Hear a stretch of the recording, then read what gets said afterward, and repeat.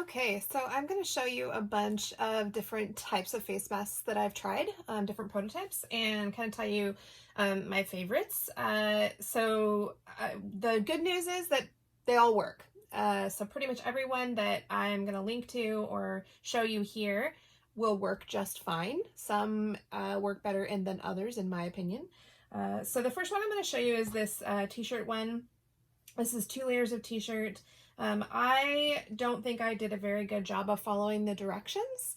And so I will show you in the video what I did, but I would recommend 2 things with this one. One, I would recommend making sure that you pay attention to the way that she said to do the knots. So you can see in the video, the knots are squashing my ears pretty badly, and that's because I didn't pay attention to what she said to do. So in the tutorial, she mentions putting the knots down low so that the knot would be behind your earlobe instead of kind of up high like that. And then the second thing would be to actually measure your own face. You'll see right here, I don't know if you can see it or not, but I actually had to recut this. So when I first made the mask, it was too loose, and so I wanted to tighten it up, but then I realized that this cut wasn't deep enough, and so I actually had to recut it. So this mask works. I don't love it. I think this mask would be appropriate if I've heard a lot of people say that that wearing a mask makes them kind of claustrophobic or gives them anxiety. This is a really thin mask, so you're technically following the rules and it is providing some protection, but I'm not a huge fan. And like I said, I may have, if I only had this to work with, I could probably do better. I could probably make a couple more prototypes and do better, but anyway, it's workable, but it's not awesome in my opinion. So that's that one. And then I wanted to try out the CDC, the one that the Surgeon General has put out a video of how to do. So it's basically just a bandana. So I actually tried kind of 3 different ways of doing that. So this was the first one I tried. And you can see I used the t-shirt ties for that one. What I didn't like about this one was because of the way it had been washed and dried, this bit it was all very folded and it became very bulky because it was all in the middle of the mask. So then what I tried was an idea I've been thinking about, which was to use safety pins and basically just make one big loop so that you can still loop your ties or your elastic through it. And this worked. It's not very aesthetically pleasing, but it does work. So that's that one. And then I made one with, I used hair ties. I didn't want to put rubber bands around my ears. I think if you have hair ties, this one was actually surprisingly comfortable and it worked pretty well. I do think the bandanas are a little on the bulky side. So you'll notice in one of the videos that it doesn't cover my nose very well. And that makes me a little nervous because obviously that's kind of the whole point, is to be able to, cover your nose and mouth pretty well. But like I said, the hair ties were surprisingly efficient. And this is, there's no sewing here. It's literally just folding it down and putting the hair ties through and then putting those around your nose. So that one was surprisingly effective.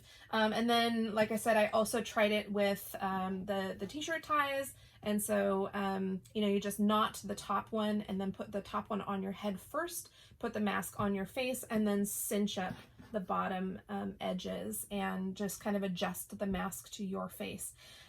Personally, I like the t-shirt ties the best of all because they do allow that adjustment, as I mentioned, and they're pretty comfortable. They don't put a ton of pressure. They don't put any pressure on your ears because you're not putting them around your ears.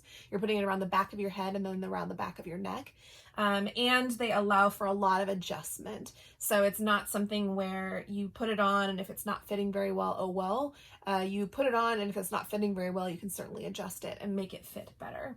This was actually the first prototype that I made this morning. It's something I've been thinking about for a while.